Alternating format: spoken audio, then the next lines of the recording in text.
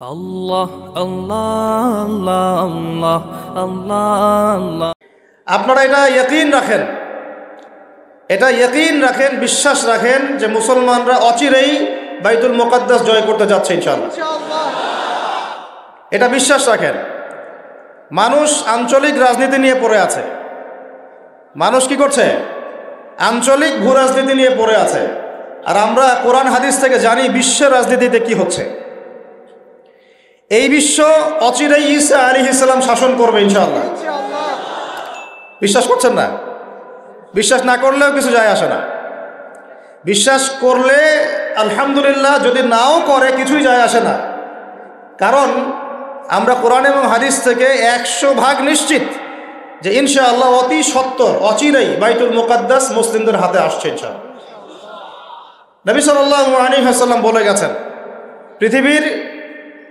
সারা পৃথিবীর যত জালেম তারাও যদি একত্রিত হয়ে এই হাদিসগুলোকে পরিবর্তন করার চেষ্টা করে, ভবিষ্যৎবাণীগুলোকে পরিবর্তন করার চেষ্টা করে, তারা পারবে না ইনশাআল্লাহ। তো এই যদি হয় আমাদের গন্তব্য, তাহলে আমাদেরও তো একটা প্রস্তুতির দরকার আছে নাকি? তো সেই প্রস্তুতিটা শুরু হবে আগে নিজের ইলমের মোজাকারা থেকে। আপনার ইলমের কি অবস্থা, আমলের কি অবস্থা, আপনার রিজিকের কি অবস্থা, আপনি কি ইসলামের কোরআন হাদিসের ইলম অর্জন করছেন কিনা, আমল ঠিক মতো করছেন কিনা, তাওহীদ লা ইলাহা ইল্লাল্লাহ ঠিক মতো শিখছেন কিনা, শিরিকগুলো থেকে বেঁচে থাকছেন কিনা, আপনার আমার জীবনের প্রত্যেকটা ক্ষেত্র নবীর সুন্নত দিয়ে সাজানো কিনা, এগুলো আমাদের কাজ নাকি ভাই? আমাদের রিজিক হালাল হচ্ছে কিনা, হারাম খাচ্ছি না হালাল খাচ্ছি, আমার রিজিকের মধ্যে আবার ঘুষ ঢুকছে কিনা, সুদ ঢুকছে কিনা, দুর্নীতির টাকা ঢুকছে কিনা, করাপশন ঢুকছে কিনা, এগুলো ভাবতে হবে না? ভাবতে হবে যে আমাদের পরিবারগুলো ঠিক হচ্ছে কিনা, আমাদের সন্তানরা ঠিকমতো মানুষ হচ্ছে কিনা, আমরা সবাই সুস্থ থাকছি কিনা, সুস্থ থাকার জন্য যে খাবার দরকার, জীবনযাপন পদ্ধতি দরকার, এগুলো অবলম্বন করছে কিনা, আমাদের মা বোনরা পর্দা করছে কিনা, সমাজে আমর বিল মারুফ মানে সৎ কাজে আদেশ জারি আছে কিনা, ওয়ান নাহি আনিল মুনকার অসৎ কাজের নিষেধ চালু আছে কিনা, সামাজিকভাবে আমরা ইসলামটাকে ধরে রাখছে কিনা, এবং আমাদের রাষ্ট্র পর্যায়ে যারা আছেন তাদের কাছে আমরা ইসলামের সঠিক ব্যাখ্যাটা উপস্থাপন করতে পারছি কিনা, এগুলো আমাদের কাজ কি নয়? বলেন, এগুলো আমাদের কাজ না কাজ নয়? এগুলো আমাদের প্রিপারেশন, প্রস্তুতি। এই প্রস্তুতিগুলো নিয়ে যখন একটা প্রজন্ম গড়ে উঠবে, এমন একটা প্রজন্ম যেই প্রজন্মের প্রত্যেকটা ব্যক্তি নামাজি, মাশাআল্লাহ, পারা যাবে? প্রত্যেকটা ব্যক্তি সুন্নতের পাবন্দ, মাশাআল্লাহ। বেশিরভাগ মানুষ তাহাজ্জুদ গোজার, সুন্নতের পাবন্দ, দেহ থেকে শুরু করে তার পুরো পরিবার সমাজ সবকিছু সুন্নতের উপরে, তার ব্যবসা বাণিজ্য চলাফেরা সবকিছু। এমন প্রজন্ম যখন আসবে যাদের রিজিকে কোনো হারাম নাই, হালাল দিয়ে ভর্তি, যারা রাতের বেলার দরবেশ, রাতের বেলার কি দরবেশ, দিনের বেলার ঘোর সাওয়ার, এমন প্রজন্ম যখন আসবে দেখবেন ইনশাআল্লাহ তাআলা বাইতুল মুকাদ্দাস আমাদের হাতে চলে আসছে। আর আমরা যদি এরকম প্রজন্ম গড়ে তুলতে ব্যর্থ হই, তাহলে আল্লাহ পাকের পক্ষ থেকে 2টা আয়াত শুনে রাখেন, তারপরে সামনে যাই। আমরা যদি এমন প্রজন্ম গড়তে ব্যর্থ হই, আল্লাহ পাক বলছেন বিসমিল্লাহির রহমানির রহিম, সূরা মুহাম্মাদের মধ্যে আছে, ইন তানসুরুল্লাহ ইয়ানসুরকুম।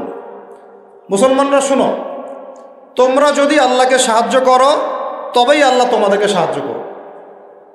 আল্লাহর সাহায্য পাওয়ার উপায় কি তাহলে বলেন?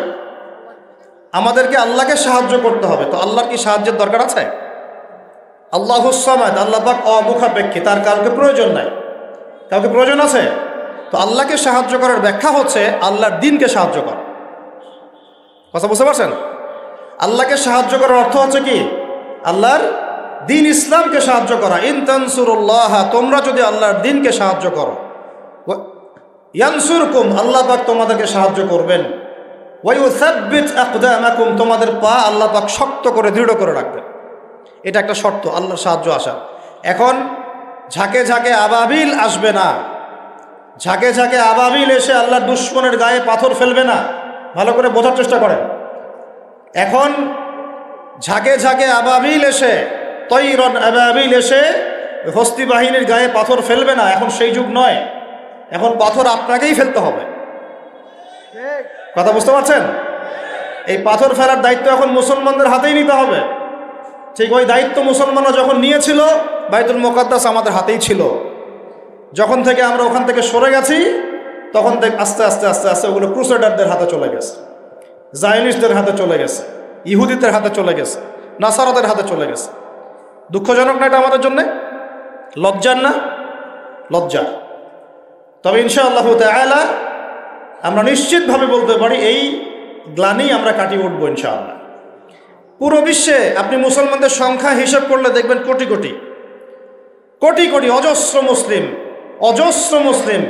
এত অজস্র সংখ্যক মুসলিম থাকার পরেও সারা বিশ্বে মুসলমান আজকে নির্যাতিত, নিপীড়িত। কেন? এটা তো হওয়ার কথা ছিল না। কারণ এইগুলাই, আমরা নামাজ ছেড়ে দিয়েছি, আমরা মসজিদ ছেড়ে দিয়েছি, মসজিদমুখী না হয়ে আমরা মোবাইলমুখী হয়েছি। এখন আমরা কোরআনমুখী না হয়ে গার্লফ্রেন্ডমুখী হয়েছি। আমরা এখন হালাল রিজিক বাদ দিয়ে সুদ খাচ্ছি। আমরা এখন আল্লাহর পথে দাওয়াত এবং জিহাদের মেহনত বাদ দিয়ে পাবজি, ফ্রি ফায়ার নিয়ে পড়ে আছে। যুব সমাজ মাদক নিয়ে পড়ে আছে। আলেমদের মধ্যে একটা শ্রেণী তাদের দায়িত্ব এড়িয়ে যাচ্ছেন, আপোষে ইখতিলাফে বিভক্ত হয়ে যাচ্ছেন। উম্মাহকে আমরা টুকরা টুকরা করে ফেলছি এবং উপর থেকে আমাদেরকে সহযোগিতা করা হচ্ছে না। এই সার্বিক বিষয়গুলো যখন একত্রিত হয়েছে, তখন উম্মতের উপরে গ্লানি, লাঞ্ছনা নেমে এসেছে। আমরা চাই না এটা আমাদের উপর থাকুক, ইনশাআল্লাহ থাকবেও না। আমি বলছি কখন থাকবে না? যখন আমরা আল্লাহর দ্বীনকে সাহায্য করব। এখন একজন ভাই নামাজই পড়ে না, সে কি আল্লাহর দ্বীনকে সাহায্য করতে পারবে? একজন ভাই কোরআন তেলাওয়াতও করতে পারে না, সে কি আল্লাহর কোরআনের দাওয়াত মানুষকে দিতে পারবে? একজন ব্যক্তি সুন্নতের উপর আমল করছে না, সে কি মানুষকে সুন্নতের দিকে ডাকতে পারবে? একজন ব্যক্তি হালাল খায় না, সে কি হালাল অর্থনীতি নিয়ে কথা বলতে পারবে? একজন ব্যক্তি জানেই না, বোঝেই না ইসলামিক রাজনীতি কি জিনিস, তার দ্বারা কি আপনি একটা সভ্য রাষ্ট্র পাবেন? কোশ্চিনকালেও না। যতদিন পর্যন্ত একজন ওমরের মতো শাসক না আসছে, আপনি সমাজ থেকে এই দুর্নীতি, করাপশন, অন্যায়, অবিচার রোধ করতে পারবেন না কোশ্চিনকালে। হাজার চেষ্টা করে নেন, ওমরের মতো একজন মানুষ যতক্ষণ না আসছে, সমাজের এই গ্লানি কখনো কেটে উঠবে না। ছোট থেকে ছোট, বড় থেকে বড়, প্রত্যেকটা পদে পদে আমরা অন্যায় করছি, অবিচার করছি। একদম সবজিওয়ালা থেকে শুরু করে উচ্চ পর্যায় পর্যন্ত সবাই 2 নম্বরই করার চেষ্টা করছে। উমর ইবনুল খাত্তাব রাদিয়াল্লাহু আনহুর শাসন ব্যবস্থা পড়ে দেখবেন, এরপরে চিন্তা করবেন যে আমরা কোন জায়গায় আছি আর আমাদের কোন জায়গায় যাওয়া উচিত ছিল।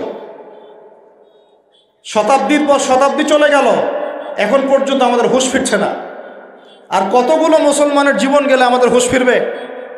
যেদিন আমার বাড়িতে বোম পড়বে ওই দিন হুঁশ ফিরবে, যেদিন আমার বাসায় এসে বোমটা পড়বে ওই দিন হুঁশ ফিরবে, চোখ খুলবে আমাদের। একটা একটা করে ওদের এজেন্ডা ওরা বাস্তবায়ন করেছে। ওদের বলতে কাদের বুঝাচ্ছি এটা আপনারা বুঝে নেবেন। সব কথা সব জায়গায় খোলামেলা বলা যাবে না, এটা আপনারাও বুঝতে পারেন। তবে একটা দিকে ইন্ডিকেট করছি আমি, সেটা হলো পশ্চিমা সভ্যতা। কোন সভ্যতা? যারা যারা সরাসরি মদদ দিয়ে এই জারজ ইসরায়েল রাষ্ট্রকে প্রতিষ্ঠা করেছে। এদের একটা এজেন্ডা, তারা পুরো বিশ্বটাকে শাসন করতে চায়, এটা ওদের এজেন্ডা। এই এজেন্ডাটাকে বাস্তবায়ন করার জন্য তারা প্রথমত মুসলমানদের মধ্যে বিভক্তি সৃষ্টি করেছে, তারপরে মুসলমানদেরকে 60-70টা রাষ্ট্রে বিভক্ত করে দিয়েছে, মুসলমানদের খেলাফত ব্যবস্থাকে ধ্বংস করে দিয়েছে, মুসলমানদের অর্থনীতির মধ্যে সুদ চালু করে দিয়েছে। এরপরে সংস্কৃতির অঙ্গনের মধ্যে শিরকের বিষবাষ্প ঢুকিয়ে দিয়েছে। এরা মুসলমানদের সাথে এমন প্রতারণা করেছে যে মুসলমানরা ওকে যদি বন্ধুরূপে গ্রহণ করে, ওর আর শত্রুর প্রয়োজন নাই। ওরা আরো কি করেছে? ওরা আমাদের শিক্ষা ব্যবস্থাটাকেও ধ্বংস করার চেষ্টা করেছে এবং আস্তে আস্তে সেদিকে তারা সফলও হচ্ছে। এরপরে আমাদের হুঁশ ফিরছে না। আর যখন মুসলমানরা ঈমান, কালিমা এসব চেতনা নিয়ে দাঁড়ানোর চেষ্টা করেছে, যারাই দাঁড়ানোর চেষ্টা করেছে ওই প্রত্যেকটা রাষ্ট্রকে তারা আক্রমণ করেছে। বিশ্বের বুকে তাকিয়ে দেখেন, একটা একটা করে নাম মেনশন করা যাবে। এরপরে আমরা পড়ে আছি আমাদের সেই ছোট চিন্তার মধ্য দিয়ে, ক্ষুদ্র চিন্তা নিয়ে, কে কোন দল করি আর কে কোন সংগঠন করি, কে কোন রাজনৈতিক দল করি, কে কোথায় হাত বাঁধি, কে আমিন জোরে বলি, কে আসতে বলি, এইগুলোই আমাদের আলোচনার বিষয় হয়ে গেছে। এখন পর্যন্ত বুঝতে পারলাম না যে আমরা সবাই মিলে একটা জাতি, একটা উম্মাহ। আমাদেরকে আল্লাহ দায়িত্ব দিয়েছেন আল্লাহর জমিনে খেলাফতের দায়িত্ব। আল্লাহ পাক আদম আলাইহিস সালামকে এই জমিনে খলিফা করে পাঠিয়েছেন। নূহ আলাইহিস সালাম এই জমিন আল্লাহর খলিফা ছিলেন, ইব্রাহিম খলিফা ছিলেন, মুসা খলিফা ছিলেন, দাউদ খলিফা ছিলেন, সুলাইমান খলিফা ছিলেন, ইউসুফ খলিফা ছিলেন, মুসা ঈসা খলিফা ছিলেন, মুহাম্মদ রাসূলুল্লাহ সাল্লাল্লাহু আলাইহি ওয়াসাল্লাম আল্লাহর খলিফা ছিলেন। এরপরে আবু বকর সিদ্দিক, ওমর, ওসমান, আলী তারা আল্লাহর খেলাফতের দায়িত্ব পালন করেছেন। তখন মুসলমানরা বীরের মতো মাথা উঁচু করে বেঁচেছিল। একজন মুসলমানের গায়ে হাত তুলবে আর একটা মুসলমান মেয়ের ইজ্জত নষ্ট করবে, এই দুঃসাহস দেখানোর সাহস পুরো বিশ্বের কোথাও ছিল না। আর আজকে আমাদের চোখের সামনে হাজার হাজার মুসলমানকে মেরে ফেললেও একটা টু শব্দ করার কোনো সুযোগ নেই। আমাদের হাত পা বেঁধে ফেলা হয়েছে, হাত পা বেঁধে অত্যাচার করা হচ্ছে দিনের পর দিন। একদিন 200, 300, 500, 1000 ছোট ছোট বাচ্চাদেরকে বোম্বের হত্যা করা হচ্ছে, আমরা কিছুই বলতে পারি না। যারা এগুলোর পক্ষে কথা বলে তাদেরকে সমাজে বিতর্কিত করা হচ্ছে, এবং দাড়িটুপিওয়ালা কিছু মানুষ, তথাকথিত দাড়িটুপিওয়ালা কিছু মানুষ এই মানুষগুলোকে বিতর্কিত করার দায়িত্ব নিয়ে নিয়েছে। আমাদের গোপন কোনো এজেন্ডা নাই, আমাদের এজেন্ডা একদম স্পষ্ট, সেটা হলো বাইতুল মুকাদ্দাস আমরা জয় করবো ইনশাআল্লাহ। এবং আমাদের কারোর সাথে কোনো শত্রুতা নাই। আমাদের সবাই মিলে আমরা যারা আছি, আমাদের প্রশাসন, আমাদের সরকার, আমাদের আম জনতা, আমাদের মা, আমাদের বোন, আমাদের ভাই, সবাই আমরা এক উম্মাহ ইনশাআল্লাহ। আমরা সবাই মুসলমান, এটাই আমাদের পরিচয়। বাস এর ভিতরে কিছু মুনাফিক ঢুকে গেছে, ওদেরকে আপনারা সাইজ করবেন ইনশাআল্লাহ। আগে ইলম অর্জন করেন, বিশ্বের প্রেক্ষাপট বোঝার চেষ্টা করেন। আল্লাহ রাব্বুল আলামিন আমাদেরকে মহান দায়িত্ব দিয়ে পাঠিয়েছেন। এই দুনিয়াতে আমরা এই দাসত্বের শৃঙ্খলে আবদ্ধ হতে আসি নাই, আমরা মাথা উঁচু করে শাসন করতে এসেছি ইনশাআল্লাহ তাআলা। এই বাইতুল মুকাদ্দাস আমরা জয় করবই করবো ইনশাআল্লাহ। প্রত্যেকটা আলোচনায়, প্রত্যেকটা খুতবায়, প্রত্যেকটা মিম্বরে, প্রত্যেকটা বইয়ে, প্রত্যেকটা লেকচারে, এমনকি আমাদের চায়ের আসরগুলো থেকে শুরু করে পার্লামেন্ট পর্যন্ত বাইতুল মুকাদ্দাস নিয়ে আলোচনা করতে হবে ইনশাআল্লাহ। আমরা আমাদের জান, মাল, সময়, শ্রম যা আছে কিছু যদি না করতে পারি, অন্তত আমাদের সমর্থন দিয়ে আমরা মাজলুম ভাইদের পাশে থাকবো ইনশাআল্লাহ। না হলে আল্লাহ রাব্বুল আলামিনের কাছে আমাদেরকে কঠিন জবাব দিতে হবে। আরবের ওই মুনাফিকদের কথা বাদ দেন, আরবের চারপাশে যে মুনাফিকরা বসে আছে ওদের কথা বাদ দেন, ভুলে যান, এদের দ্বারা কোনো কাজ হবে না ইনশাআল্লাহ। বিগত 100 বছর থেকে ওদের চোখের সামনে ইহুদিরা আমাদের ভাইদেরকে মেরেছে, হত্যা করেছে, বোনদেরকে ধর্ষণ করেছে, তারা কিছুই করতে পারে না।